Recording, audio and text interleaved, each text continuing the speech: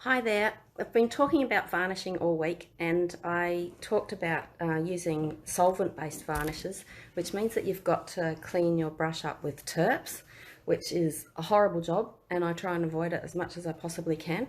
So I've got this ninja trick for you today of how to avoid having to clean up brushes with Turps.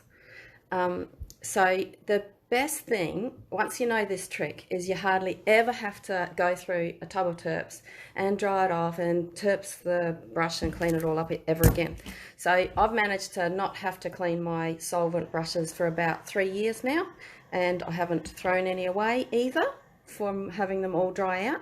So the trick is this little guy. This is your friend. It's probably got the text reversed, but aluminium foil.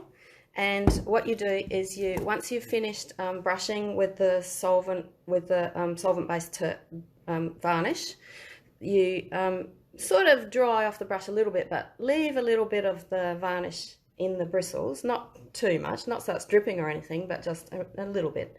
And then you wrap up the brush in alfoil. And I've got this particular way of wrapping it up, which I'll show you in the video on the dojo at the Zen Art website. Step by step, I'll show you how to actually do that. But if you wrap these brushes up so it's airtight, then you can pop them in a fridge and keep them for weeks and weeks and sometimes months without the brush drying out. And you can then avoid having to wash the brush up in Turps, which is really cool, I reckon.